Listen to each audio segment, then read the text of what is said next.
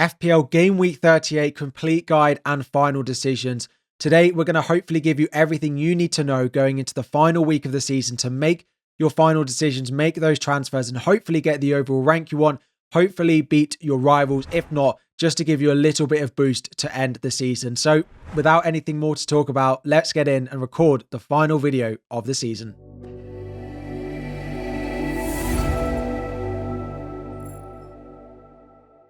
What is up, everyone? FPL Harry here. Before we dive in, 2,000 likes is the aim, and subscribe if you are new around here.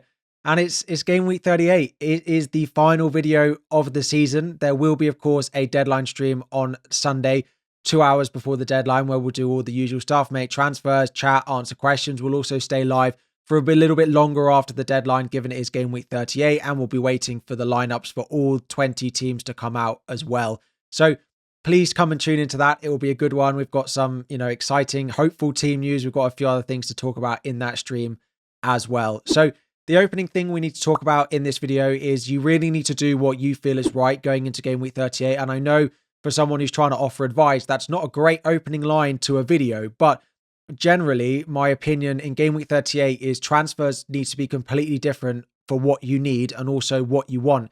Some of us play FPL very much specifically to win, to do well, to get a good rank, and some people play it so much more for enjoyment and they don't care so much about the rank, they don't care so much about their mini league. You also, if you do play for mini leagues and rank, you might be chasing and you might be protecting. What you play and what you need from game week 38 needs to answer what you want to do with your transfers.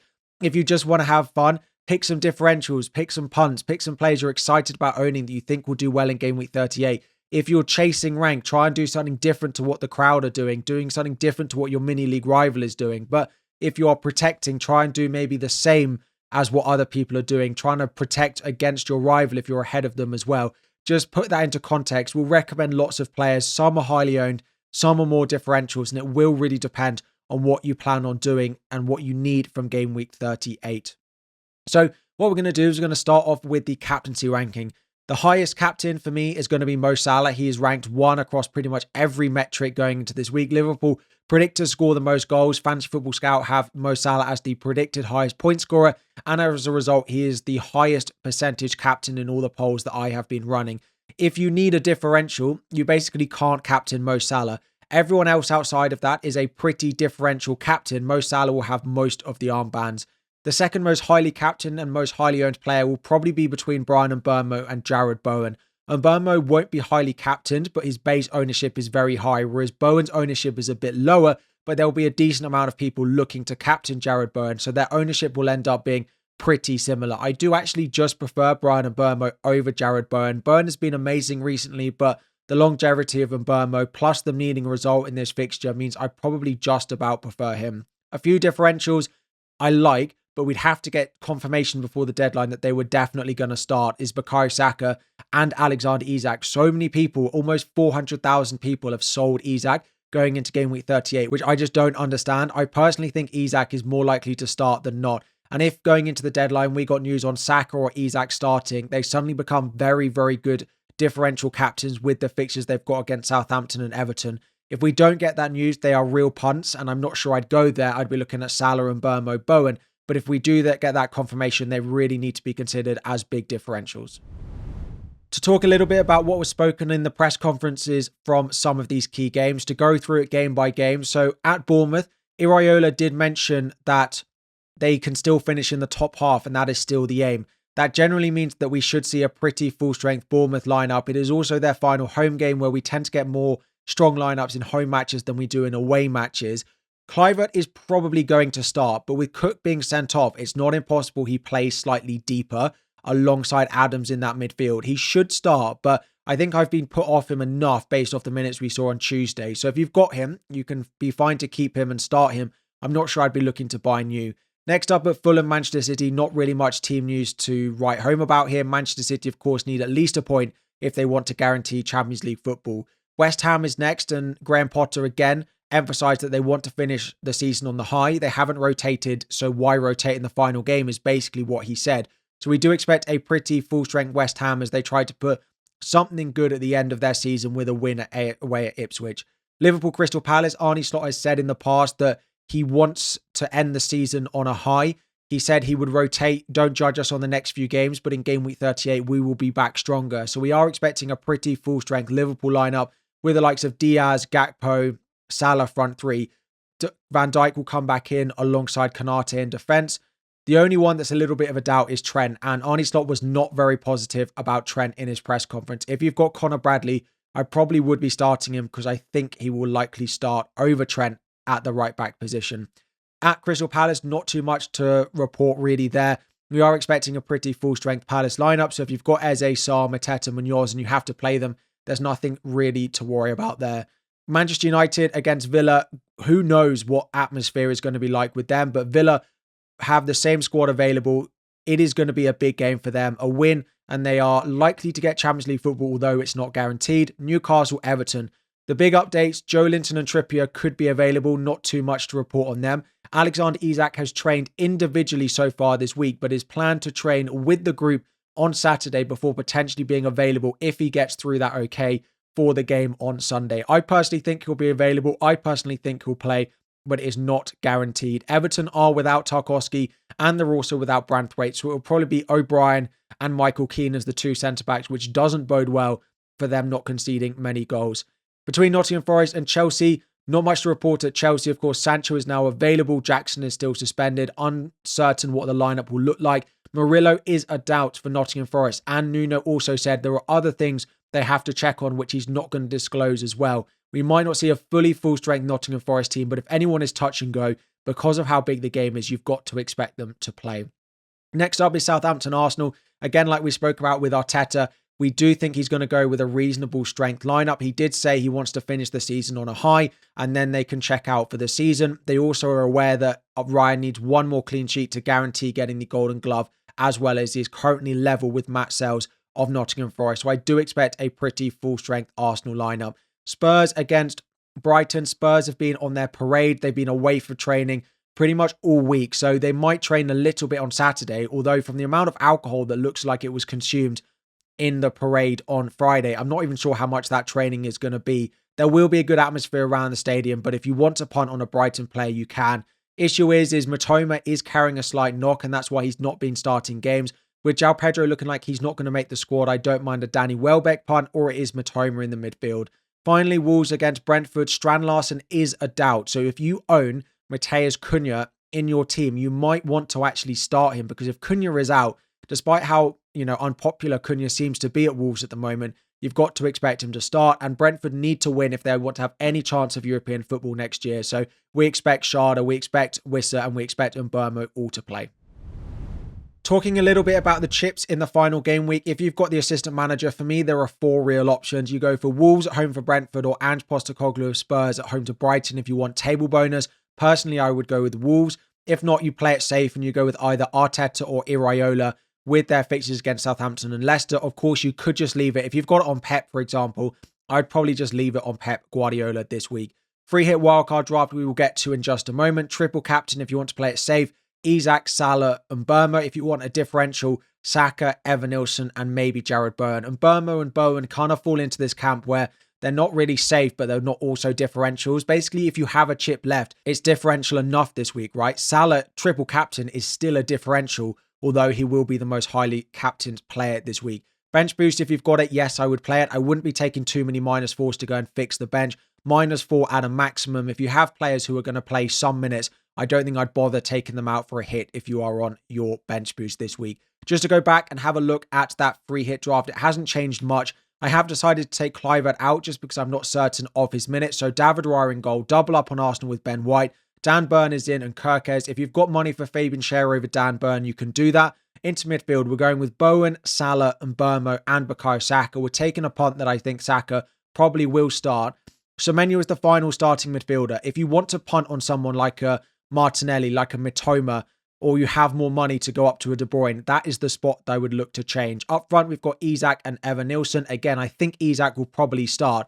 If he is a doubt or he doesn't feature in the end, you've got Johan Wissa of Brentford as your first sub to sub in for Isak. Or if Isak is definitely out, you could sell him and just start Wissa, or you could go with Ollie Watkins in that position as well. On the bench, Areola as just the cheapest option as the backup goalkeeper. Wissa we've mentioned, Livramento as the third Newcastle player, and Wan-Bissaka as the final sub. Next up, having a look at some of the best players to buy. In goal, it's Raya, Pope, and Kepa. If you're not buying one of them, you're probably not needing a transfer on a goalkeeper. Kepa is cheap enough that if you need to get to him, you probably can get to him from whatever keeper you've got. Raya is top. I think Pope over Kepa just about because of the motivation. But if you've got triple Newcastle, Kepa I do not mind at all. Moving into the defense, Ben White is number one because of the attacking threat and clean sheets. I like Fabian Schär and then Kirkers as well because of all the attacking threat that those three bring. Then it's Dan Burn and it's Kivior. If you don't quite have the money, those two are pretty cheap and have a nice fixture as well this week. Into midfield, there are so many midfield options that it's pretty difficult to come up with a top six.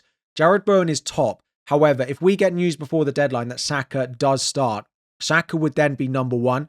That little bit of uncertainty drops him just below Jared Bowen. Then it's Brian Mbeumo and then it's Semenyo. As I said, no Kluivert anymore in this list. Just slightly uncertain on his positioning and his minutes as well. Mitoma is a bit of a punt against that Spurs side who look like they just don't care about this game, right? We thought that might be the case and it definitely looks like it will be. And then as a punt, I've gone Martinelli. I like him. I think he's the most likely of all the differential Arsenal mids to start. In terms of other ones you could look at, Luis Diaz I quite like. You could have a look at Souček or Kudus if you want a differential. You could have a look at Martin Odegaard if you've got the money there as well. There is no Newcastle midfielder in the list. And the issue with them is we don't 100% know what system they're going to play. If they play a back five, it makes Gordon and Barnes really good options. But if they go back to, because that will be Murphy at right wing back, so he's not great there. But if they go back to a back four, then Murphy becomes really good. And only one of Gordon and Barnes will play if we expect either Wilson or Isak to play up front, which is a real concern in buying those Newcastle wingers. So it puts me off putting them in my top six. If you've got them, definitely start them, but I think it's a little bit unclear to buy new this week. Moving up front, I think Evan-Nilsson is the clear buy. If Isak was definitely available, he would actually probably be second, but I don't think we're going to get that confirmation, so he's not in the top five, but I wouldn't be looking to sell him.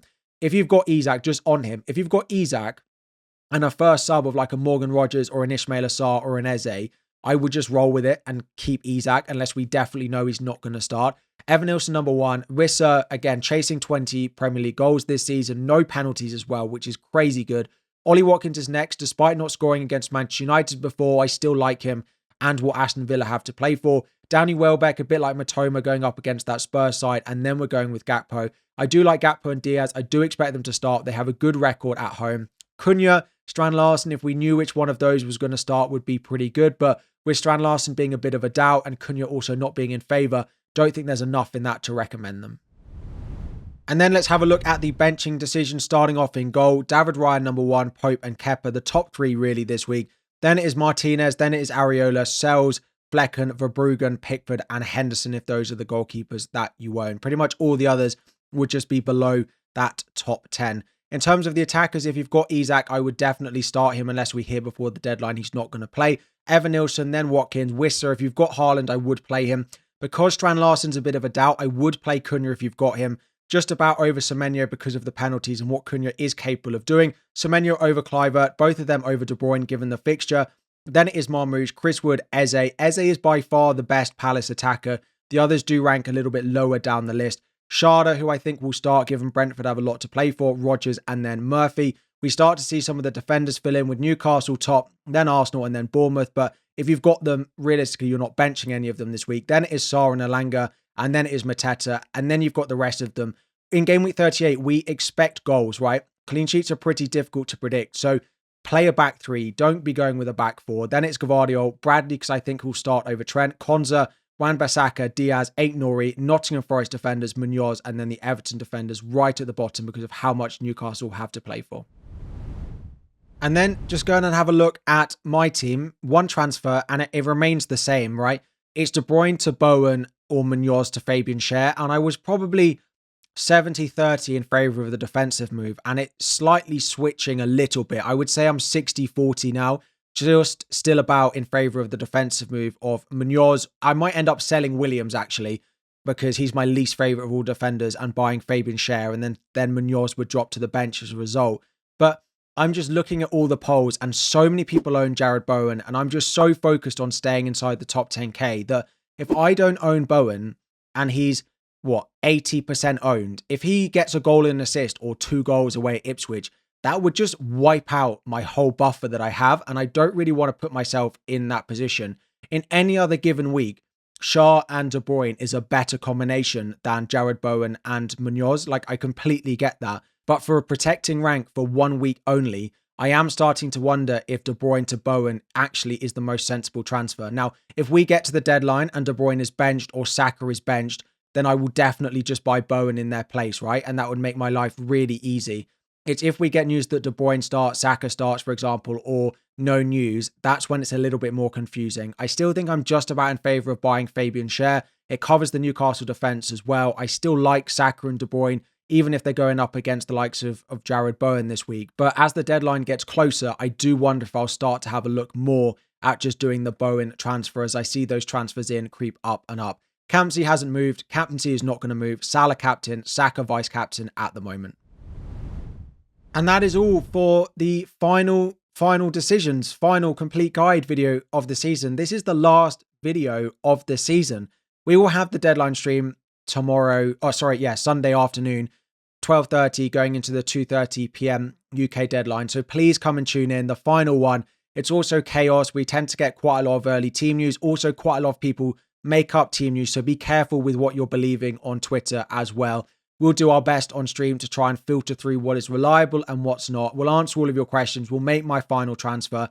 All of that on the deadline stream. So it's linked above. It's scheduled already. Make sure you go and click notify for when it does go live. And that is it. I was going to say that's a wrap, but that's a wrap for the videos. It's almost a wrap for FPL 24-25. And again, I said it in my team selection video, and I just can't do justice to how incredibly grateful I am for every single one of you who is watching at this very moment. Any of you who are hearing this, I am so grateful for you. I said I have the best job in the world. To even call it a job is just crazy to me. This has been my first full season of producing content as my full-time job. Again, it doesn't feel like it is the best, just most incredible job in the world. And I feel so lucky. From the bottom of my heart, I want to thank every single one of you. If this is the first video you've watched, welcome to the channel. End of the season, we'll be back again next year to do it again. If you've been watching for years, thank you so much for all the support. The channel has just been incredible this year. I love playing the game. I love FPL, and being able to share that with every single one of you over the course of the seasons, the streams, the video, and it is just amazing. And I cannot say thank you enough. The channel has developed so much. The big shout out is to Mike. This time last year, the Mike was too shy to get in the shot, and now we're ending the season where he's in every video, standing proud at the forefront of the video. So thank you very much for all of the comments. I've enjoyed the Mike comments over the season. It really did make me laugh, and so many of the other comments as well. Yeah, I just thank you. We'll be live with the deadline stream tomorrow. 2,000 likes is the aim. Subscribe if you're new around here, and I'll be back again next season.